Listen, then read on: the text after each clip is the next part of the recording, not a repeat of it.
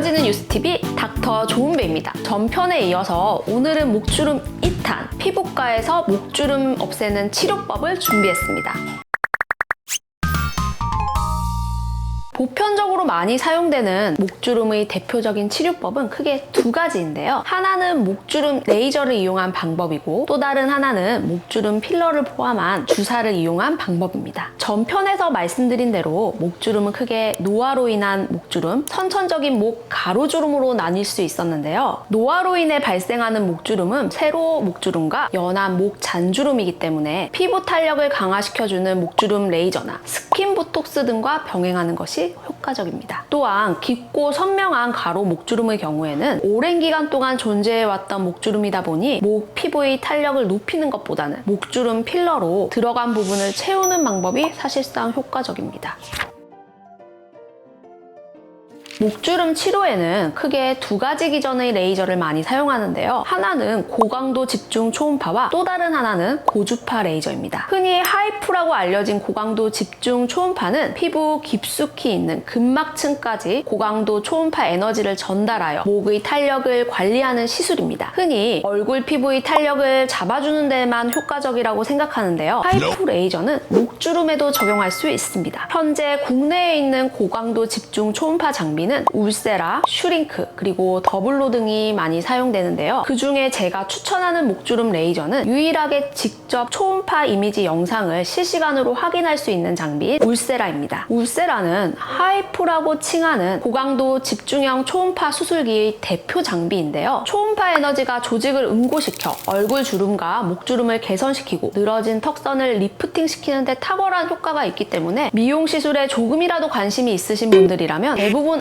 알고 있을 정도로 울세라는 이미 리프팅 시술의 대표 시술로 그 효과는 널리 알려져 있습니다. 하지만 울세라를 계획하고 계시다면 반드시 불법적으로 개조되고 있는 재생된 팁을 사용한 것은 아닌지 어느 정도 샷수가 적용되는지를 확인할 필요가 있습니다. 울세라는 바로 시술 후에 정품 스티커를 제공하고 있어 앱을 통해 정품 여부를 언제든지 확인할 수 있습니다. 목주름 개선 목적에서 울세라는 목 부위에만 최소 200샷 정도를 권하고요. 일회성 시술로 효과를 볼 수 있으며 시술 간격은 보통 연 1, 2회를 권장하고 있습니다. 모든 목주름 환자에게 사실 울세라가 권장되는 건 아닌데요. 보통 40대 이상의 목 피부 탄력 저하나 목 세로주름이 동반된 분들에게 추천드리고 있습니다. 그 밖에 20, 30대 젊은 분들이라도 두꺼운 지방층이 접히거나 늘어져서 생긴 목 가로주름, 목으로 이어진 이중턱이 함께 고민이신 분들에게 목 울세라 시술을 권장하고 있습니다. 두 번째 목주름 레이저는요, 바로 극초단파, 즉 고주파를 이용한 레이저입니다. 극초단파를 이용한 레이저는 극초단파 열에너지를 조사하여 표피는 냉각시키면서 진피 조직에 열에너지를 전달하여 새로운 콜라겐 재생, 더 나아가 주름 개선 효과를 나타내는데요. 극초단파를 이용한 레이저는 여러 가지 종류가 있는데 써마지, 올리지오, 아토스 레이저 등의 장비가 있습니다. 저 같은 경우는 주로 전반적인 탄력 저하로 인해 발생한 옅은 목주름 환자라든지 목 세로주름을 치료하기 위해서 울세라와 같은 하이프 레이저와 고주파 레이저를 병행하는 요법을 가장 많이 사용하고 있습니다. 또 앞에서 설명한 하이프나 고주파 레이저 외에도 목주름은 경우에 따라 다른 복합적인 레이저를 이용하기도 하는데요. 예를 들어 지방층이 두꺼운 분들의 경우 지방 조직을 분해시켜주는 레이저를 이용하기도 하고요. 주름 라인을 따라 착색이 심한 분들은 색소 레이저, 목 피부 조직이 요철이 심하다거나 모공 각화증 등이 동반되어 목주름이 악화되어 있다면 프락셔널 레이저와 같은 미세 박피 레이저 등을 제한적으로 사용하기도 합니다.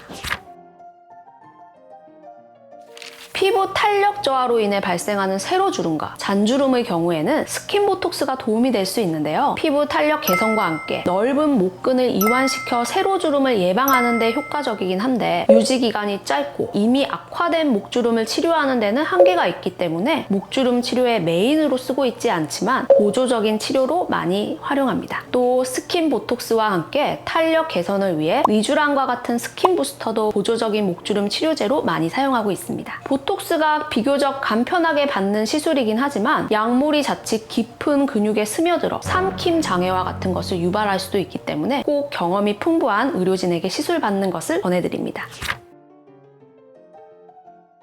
깊고 좁은 가로 목주름은 목주름 전용 필러와 콜라겐 재생 주사로 병행 치료를 하는 것이 효과적인데요. 진한 가로 목주름의 경우 오랜 기간을 거치면서 피부 아래 조직이 섬유화되고 함몰되면서 마치 흉터와 같은 형태로 보이는데, 이러한 목주름을 치료할 때는 함몰 부위를 채워주는 아주 소프트한 필러나 진피층의 재생을 유도하는 콜라겐 재생 주사가 효과가 좋습니다. 특히 깊고 선명한 가로 목주름은 피부 아래 조직의 섬유질을 끊으면서 필러나 콜라겐 주사를 넣어주는 일종의 터널링이 필요한데요. 터널링은 캐뉼라라고 하는 끝이 뭉퉁한 주사기를 이용하여 가로 목주름의 방향대로 아래로 함몰된 피부 조직을 서서히 들어 올리면서 콜라겐 주사가 들어가기 쉽게 하기 위한 기술인데요. 물리적으로 주름 아래 부분에 형성된 섬유 조직을 끊어줌과 동시에 재생 성분을 넣어주어 목주름을 개선시켜줍니다. 총 4개에서 8개의 최소한의 바늘 자국으로 멍이나 붓기가 거의 없기 때문에 일상생활에 지장이 없다는 장점이 있습니다.